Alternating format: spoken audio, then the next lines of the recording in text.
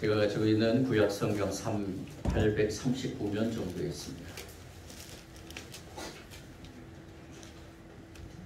하셨으면 우리 먼저 성경의 말씀을 우리 한 절씩 같이 교독하겠습니다. 교독할 때 주님의 음성 듣기를 원합니다.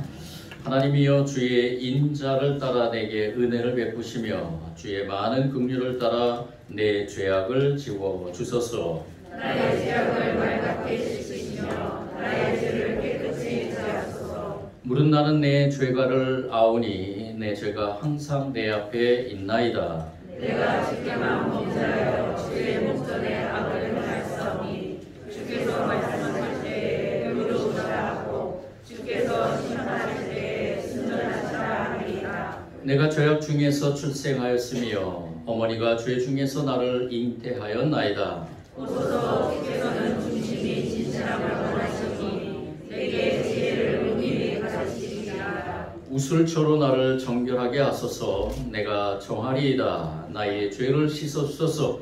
내가 눈보다 희리이다. 내게 즐겁고 기쁜 소리를 들려주소서. 주께서 꺾으신 얼굴로 즐거워하게 하소서. 주의 얼굴을 내 죄에서 돌이키시고 내 모든 죄악을 지워주소서. 하나님이여 내 속에 정한 마음을 참여하시고 내 안에 정직한 영을 새롭게 하소서. 나를 주 앞에서 쫓아내지 마시며 주의 성령을 내게서 거두지 마소서. 주의 구원의 즐거움을 내게 회복시켜 주시고 자원하는 신령을 주사 나를 거두소서. 그리하면 내가 범죄자에게 주의 도를 가르치리니 죄인들이 주께 돌아오리이다. 하나님이여 나의 구원의 하나님이여 피 흘린 죄에서 나를 건지소서. 내 혀가 주의 의를 높이 노래하리이다. 주여 내 입술을 열어주소서. 내 입이 주를 찬송하여 전파하리이다. 주께서는 제사를 기뻐하지 아니하시나니 그렇지 아니하면 내가 드렸을 것이라. 주는 번제를 기뻐하지 아니하시나이다. 하나님께서 구하시는 제사는 상한 심령이라. 하나님이여 상하고 통회하는 마음을 주께서 멸시하지 아니하시리이다. 주의 은혜로 시온에 성을 하시고 예루살렘에 성을 쌓아주소서. 듣겠습니다. 그때 주께서 의로운 제사와 번제와 온전한 번제를 기뻐하시리니 그때 그들이 수소를 주의 제단에 드리리이다. 아멘. 오늘 저와 여러분에게 주신 말씀인 줄 믿습니다. 오늘 이 말씀에 도움을 받고자 한 가지 예화를 먼저 말씀드리겠습니다. 오래전에 대전지법에서 대전지방법원이죠. 일어난 사건인데요. 전에 내려오는 이야기입니다. 한 판사가 한 죄인을 선고하기 전에 시 한 편을 읊어준 일이 있었습니다. 그 시는 고정희 시인의 상한 영혼을 위하여라는 시입니다. 이 판사에게 판결을 받은 죄인은 누구냐면은 30대의 한 여성인데요. 아주 가벼운 범죄라고는 할 수 있겠지만은 이 여인이 한 주택에 들어가서 500원짜리 동전 2개 하고 또 부엌에서 3,000원 상당의 그 상품권 한 장 그리고 현금 12만 4천 원을 훔친 혐의로 절도죄지요. 이렇게 판사 앞에서 판결을 기다리고 있었습니다. 그런데 이 여성은 이전에도 이 절도죄로 1년형을 살고 나온 여인이었습니다.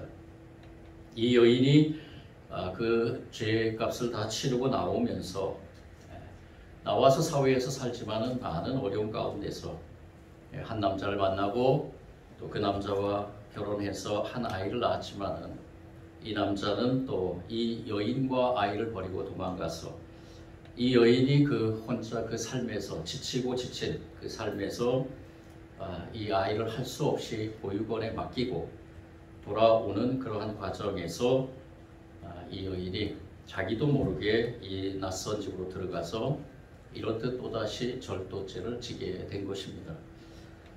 이런 여인 앞에 이 판사는 고정희 시인의 그 상한 영혼을 위하여, 이 상한 영혼은 1983년에 발표한 시집 이 시대의 아벨이라는 이 시집에 수록된 시인데요. 제가 잠시 읽어드리겠습니다.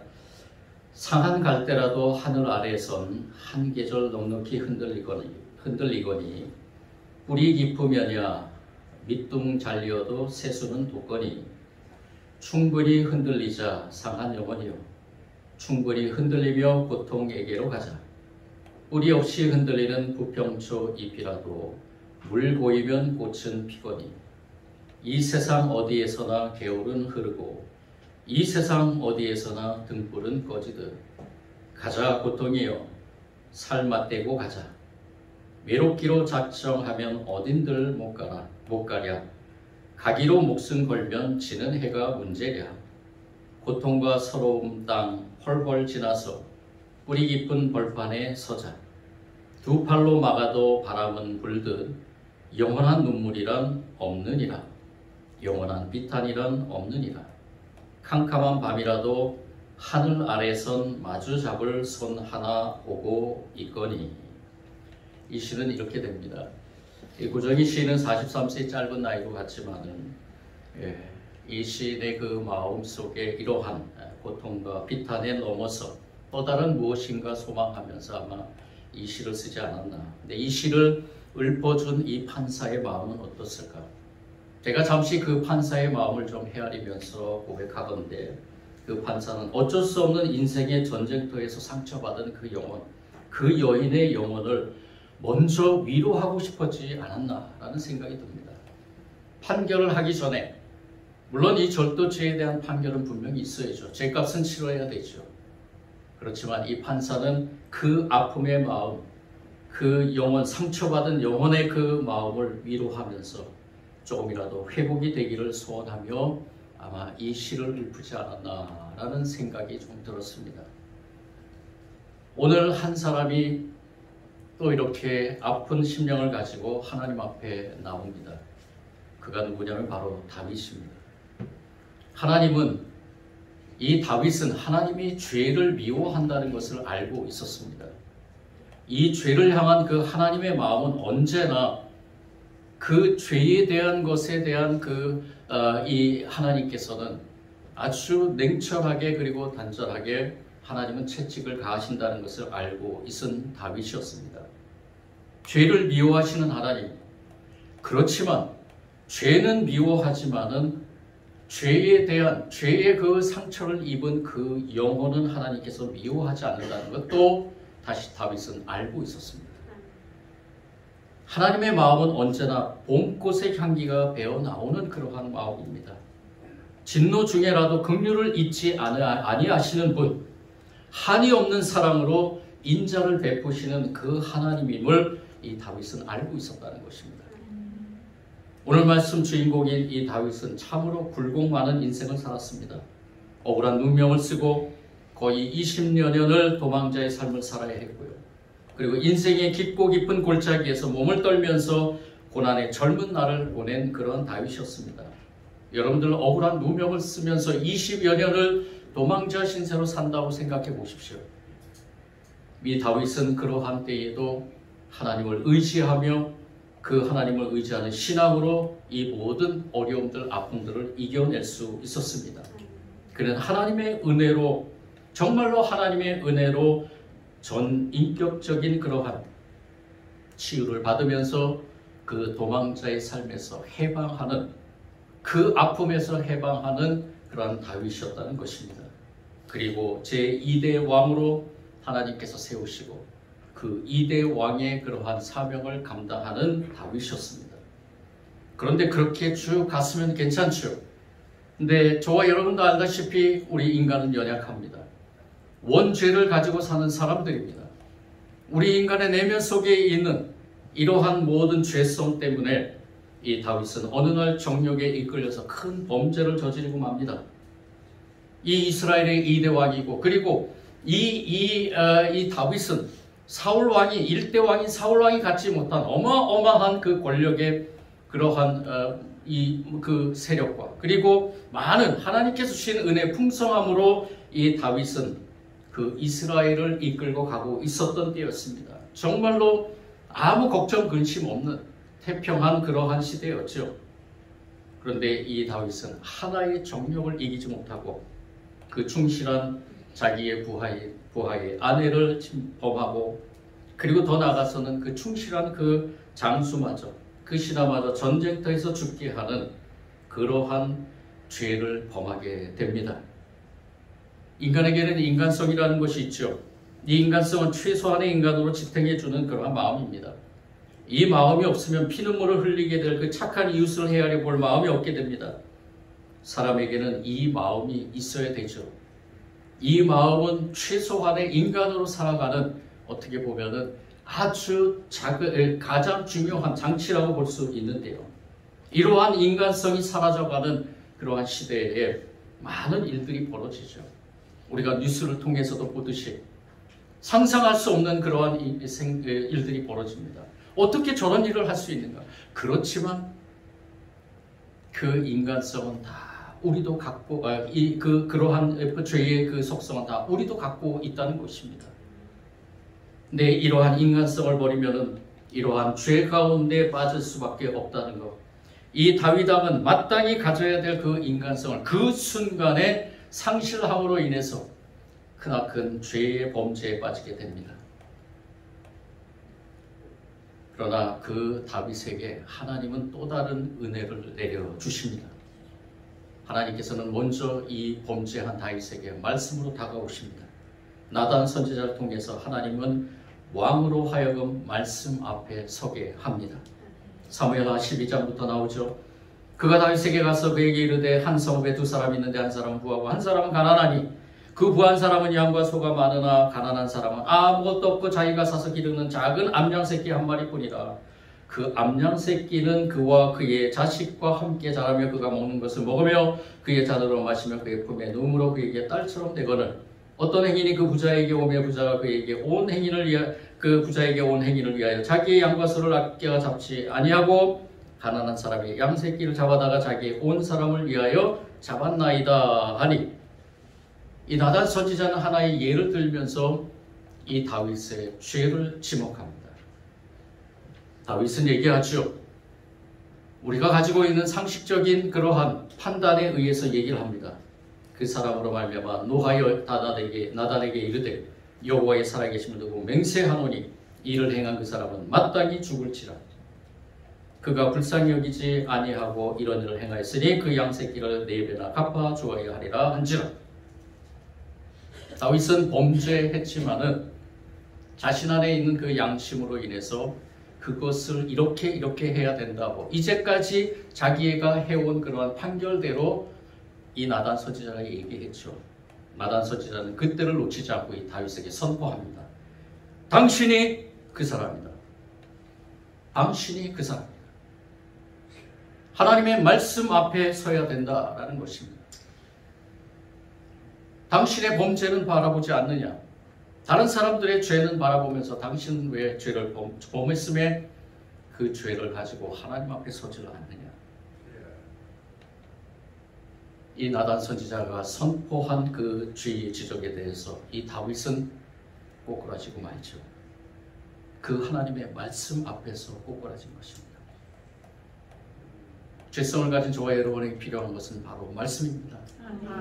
하나님의 말씀입니다. 하나님의 말씀 없이는 저와 여러분 죄를 깨달을 수 없고요. 하나님의 말씀 없이는 저와 여러분이 회개할 수 없습니다.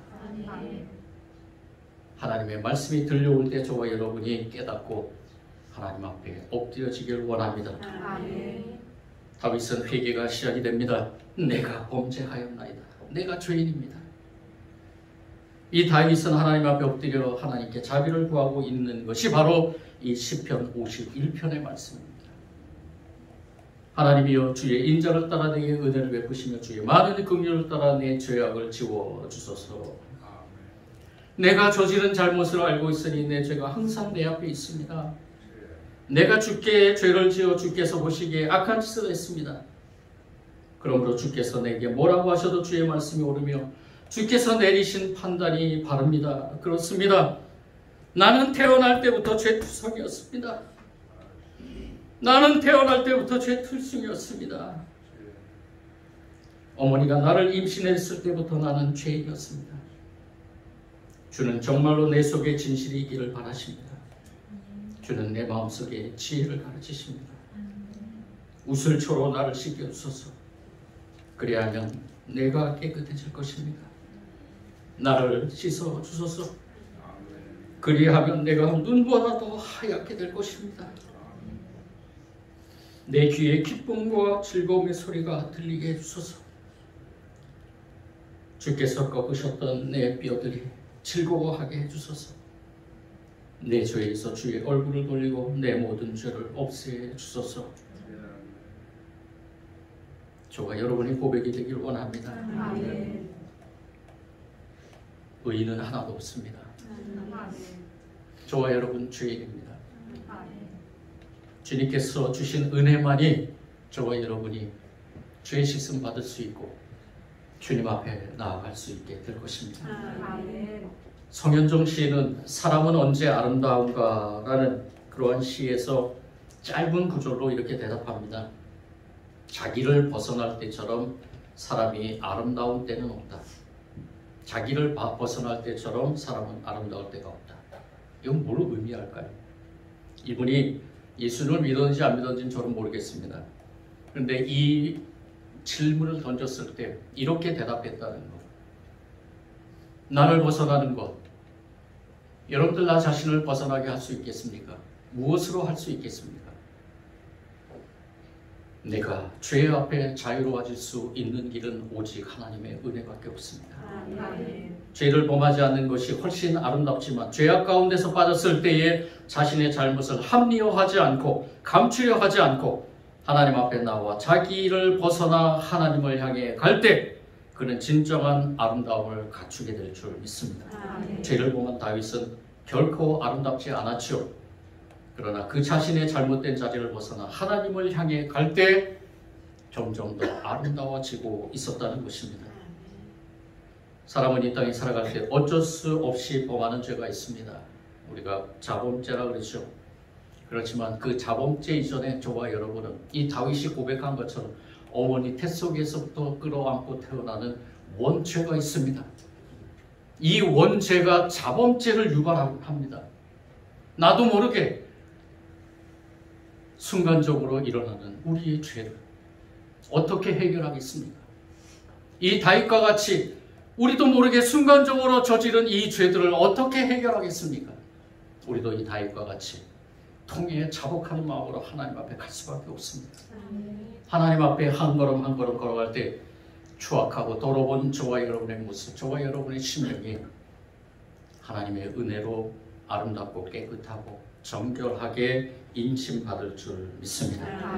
이 다윗은 그러한 심령을 가지고 이 주님 앞에 이렇듯 이 시편의 말씀, 이 고백을 통해서 자신의 모든 것을 하나님께 내려놓고 있는 것입니다. 그런 가운데 이 다윗은 한 가지 소원합니다. 하나님 앞에 통에 자복하면서 한 가지 소원하는 것이 있는데 그것이 무엇이냐? 바로 정결한 심령입니다. 이전에 상처나고 찢어지고 죄로 인해서 더러워진 이 심령을 하나님께서 다시 한번 일으켜 세워주시고 회복하게 하시고 재창조하셔서 이 심령을 정결한 심령으로 인도해 달라고 고백하고 있습니다. 정결한 마음과 정결한 영을 구하는 다윗의 모습.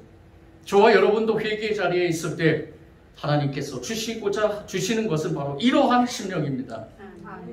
믿고 구할 때 주님께서 주실 줄 믿습니다. 저와 여러분이 회개의 자리에서 주님 앞에 나아가 주님 잘못했습니다 용서해 주십시오 할 때 이 다윗이 고백한 것처럼 정직한 마음과 정직한 영을 우리 안에 새롭게 부어주신다는 것입니다. 정직한 마음은 죄의 욕구와 유혹을 넉넉히 물리칠 수 있게 해주는 성령님의 변화된 심령이라고 볼 수 있습니다. 정직한 영은 여러 가지로 해석될 수 있지만은요, 하나님이 기뻐하시는 것을 추구하는 진정한 마음을 의미합니다.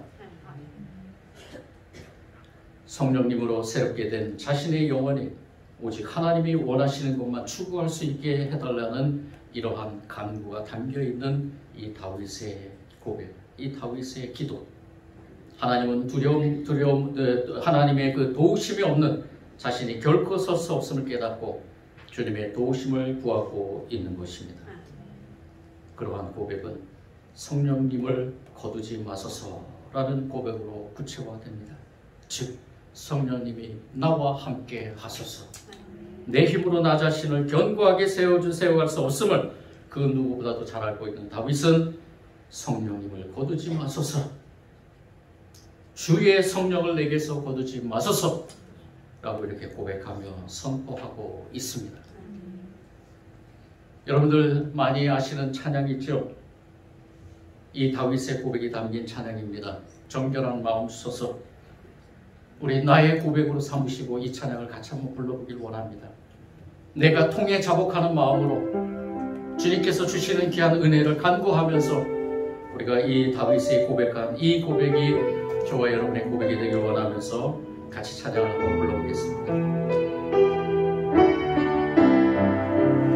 정결한 마음 주소서. 오 주님, 정직한 영을 새롭게 하소서.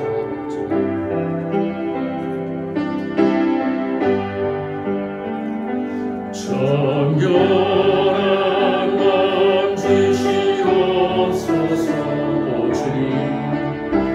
오 주님, 정직한 영을 새롭게 하소서. 정직한 영을 새롭게 하소서. 다시 한번 고백합니다. 정결한 마음 주시옵소서. 정결한 마음 주시옵소서. 오 주님, 우리 눈을 감고 한번 고백해 보겠습니다. 정직한 영을 새롭게 하소서. 나를 주님 앞에서 멀리하지 마시고, 나를 주님 앞에서 멀리하지 마시고, 주의 성령을 거두지 마소서.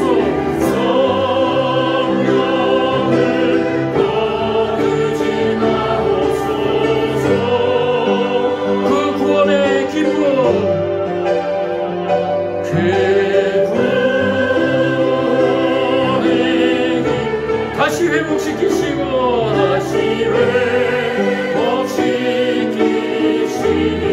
변치 않는 마음 내 안에 주소서. 다시 한번 고백하겠습니다. 나를 주님 앞에서 멀리하지 마시고, 나를 주님 앞에서 멀리하지 마시고, 주의 성령을 거두지 마소서.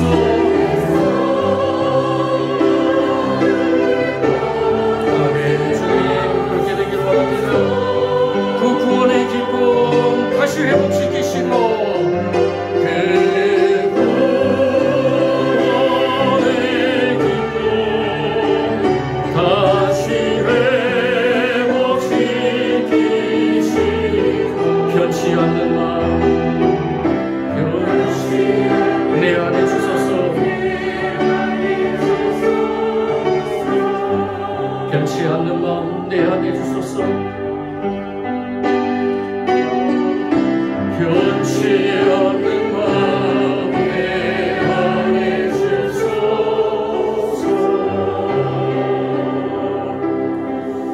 아멘, 아멘, 아멘. 그렇게 될 줄 믿습니다. 주님이 받으시는 제사는 바로 이러한 제사입니다. 통해 자복하는 제사입니다. 우리가 주님 앞에 뭘 드리겠습니까? 우리가 주님 앞에 뭘 드리겠습니까?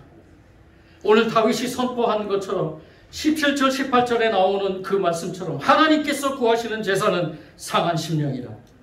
하나님이여, 상하고 통해하는 마음을 주께서 멸시하지 아니하시리이다. 주의 은혜로 은택으로 시온의 산을 행하시고 예루살렘의 성을 쌓으소서. 이 천진중앙교회는 그러한 상한 심령으로 가지고 온 무리들이 모인 곳입니다. 이곳은 하나님께서 우리에게 받으시고자 합당한 예배를 받기 위해서 지어진 곳입니다. 저와 여러분, 더욱더 겸손하게 주님 앞에 상한 심령을 가지고 통해 자복할 때 그 은혜를 통해서 저와 여러분 하나님 나라를 살아갈 줄 믿습니다. 정직한 영을 새롭게 하소서. 이 고백의 기도 상하고 통해한 마음으로 주님과 동행하는 저와 여러분 가운데서 성령님께서 이 영을 회복시켜서 저와 여러분을 다시 한번 힘있는 하나님의 나라의 백성으로 살아가게 될 줄 믿습니다. 사랑해 주님 감사합니다. 말씀 감사드리며 통해하고 자복한 마음, 통해하고 상하고 통해하는 마음, 주님께서 주시는 정직한 영을 새롭게 새롭게 정직한 영을 우리들에게 주실 줄 믿고 이 마음으로 주님 앞에 나아갑니다. 주님, 우리를 용서하여 주시고 특별히 코로나 팬데믹이 지금 번지고 있다 그래서 두려움을 갖지 말게 하시고 오히려 주님 앞에 나와 통해 자복하는 우리가 되게 하여 주옵소서. 주님의 뜻이 주님의 원하시는 우리의 심령이 그것인 줄 믿고 늘 주님과 동행하며 이 심령으로 새롭게 살아가는 하나님의 나라의 백성이 될 줄 믿고 예수님 이름으로 기도드립니다. 아멘.